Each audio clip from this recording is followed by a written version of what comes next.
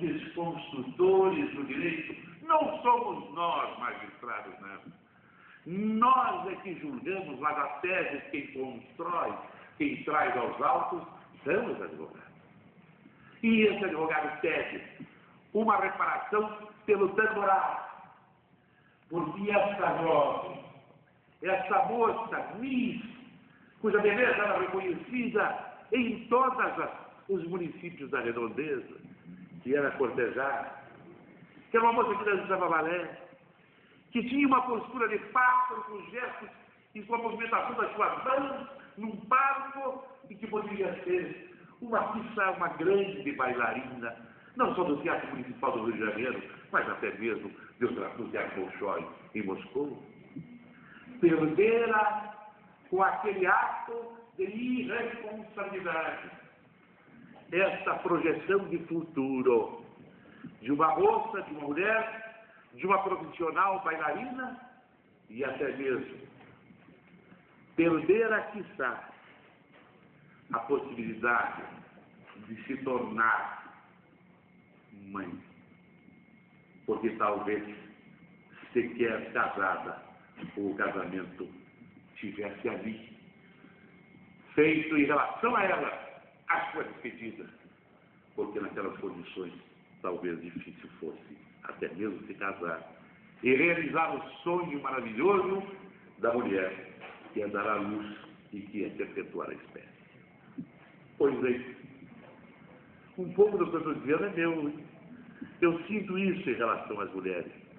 Acho que essa história de dizer que a mulher é igual ao homem, isso da academia. Eu acho a mulher uma coisa muito mais sublime. Tem que ser tratada com enfrentamento.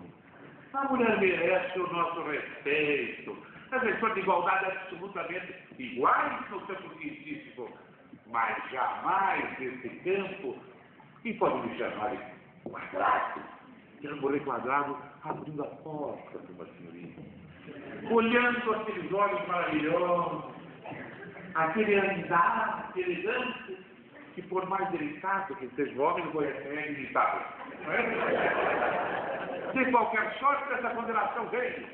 Apenas para dizer isso.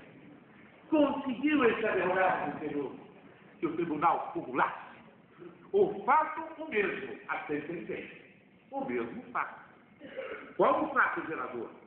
Fato culposo das companhias de eletricidade que acham forte dos parâmetros normais de altitude. Ninguém esperava, porque era lugar onde na represa os barcos passavam normalmente. A altitude da fiação estava inferior, negligência, porque havia caído. Muito bem. O mesmo fato ocasionou uma indenização por danos materiais.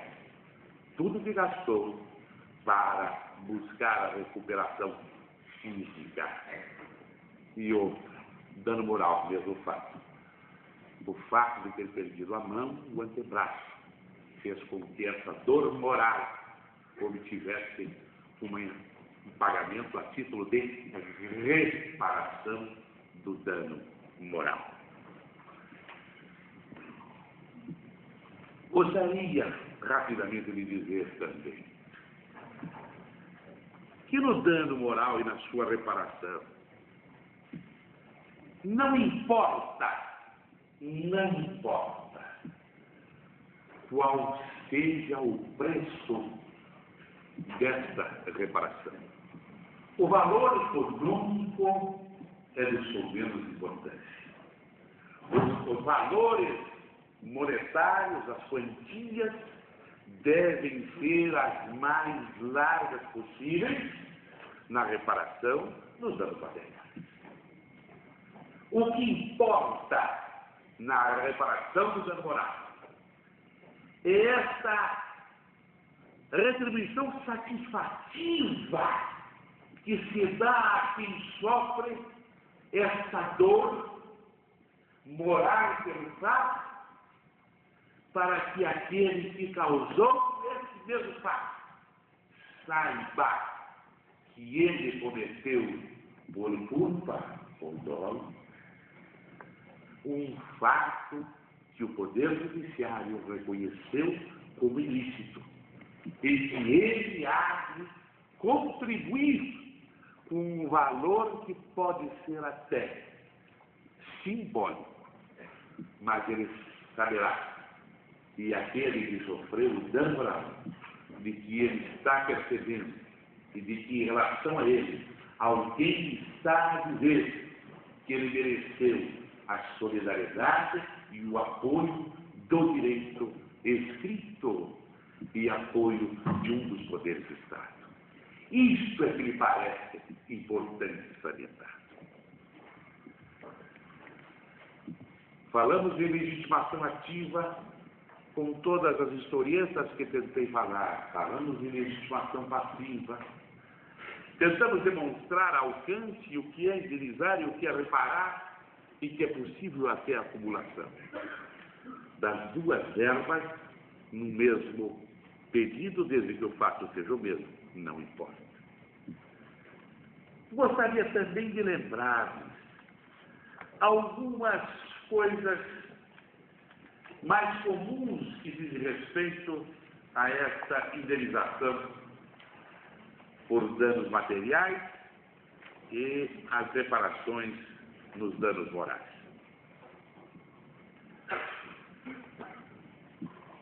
O projeto do novo Código Civil, que penso a maioria dos senhores conhecem o texto, o novo Código Civil, tomara que quando esteja em vigor não seja velho, se superar, mas tem a redação final, em seu artigo 186 do projeto, aquele que, por ação ou omissão voluntária, negligência ou imprudência, violar direito e causar dano a outrem, ainda que simplesmente moral, comete ato ilícito.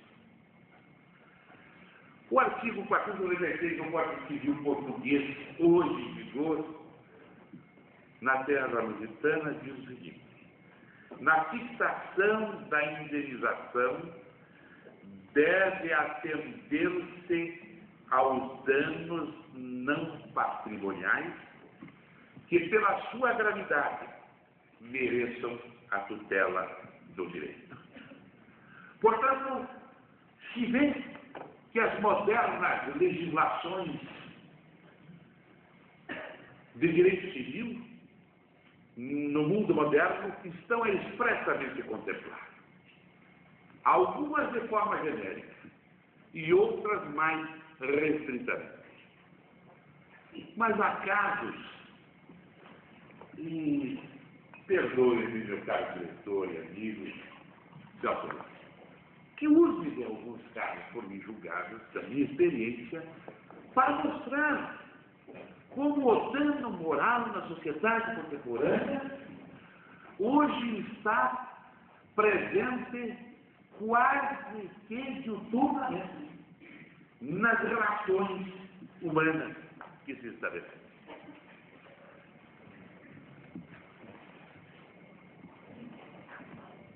Falo de um deles em que eu fui apenas testemunha do fato, mas acabou indo aos tribunais, e o Tribunal do Paraná, felizmente, também julgou procedente espírita.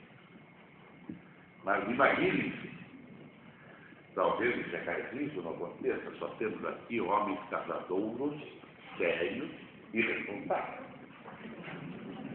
Mas sou eu convidado, e era convidado, no casamento na Igreja Santa Teresa de Curitiba, a pessoa de 30 mil sábados, para lá, eu fiquei convidado do noivo, porque nós já era direito, advogado.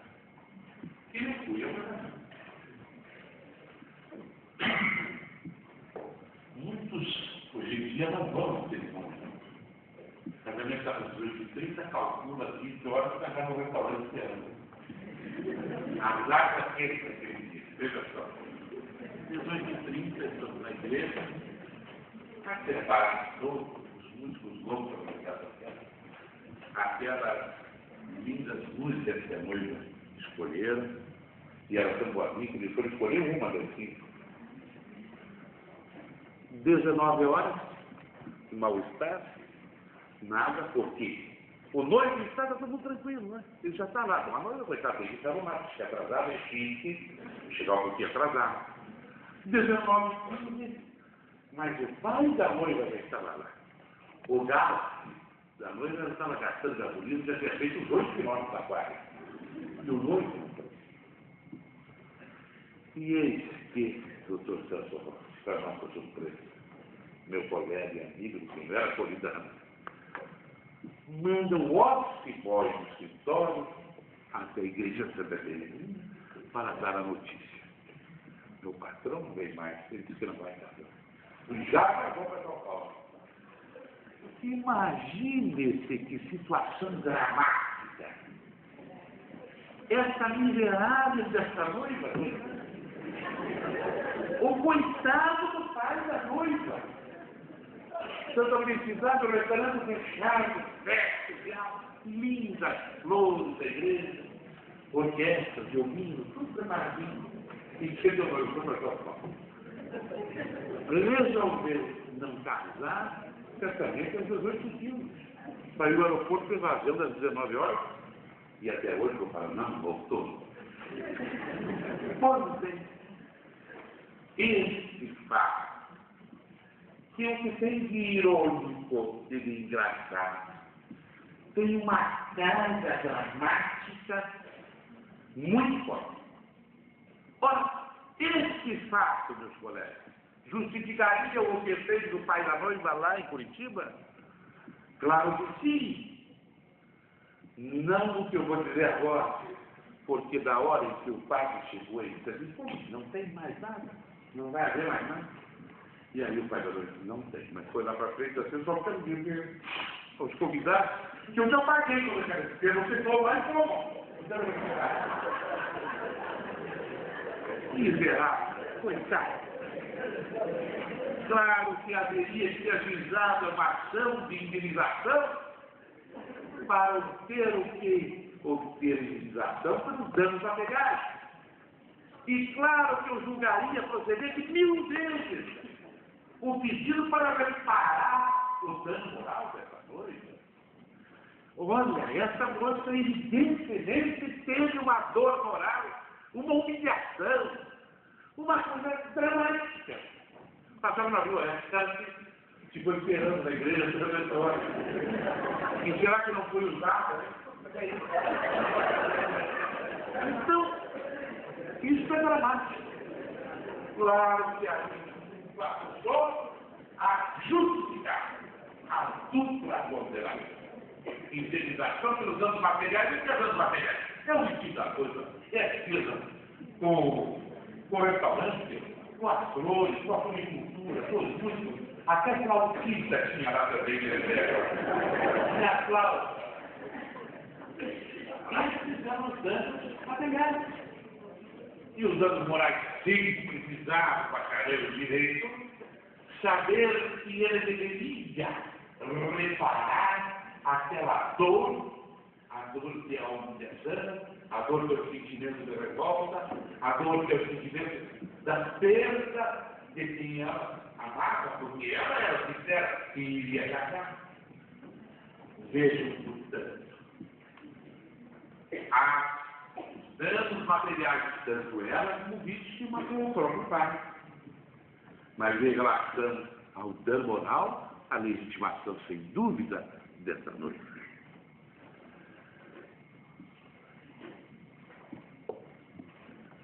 O Código Civil, hoje em vigor ainda, tem dispositivos em que aquele que noiva, que promete casamento e acaba não casando, pode ser condenado a pagar imposto. Exatamente porque causa à noiva, à prometida, esse dano moral, que é essa dor subjetiva e interior, que, na verdade, como se diz comumente, a dor interior, o abandono, a honra, são bens individuais, subjetivos, que não tem preço. Não é possível a pessoa que tem um mínimo de dignidade e diga: o preço da minha honra é tanto. Pode me caluniar, mas já paga tanto. Eu comecei. Se for em 2 vezes, paga em 2, se for uma vez só, faz uma redução. Não é disso que se está dizendo. Não há preço, não há como se mesurar quanto vale a honra de alguém que foi difamado ou que foi injuriado.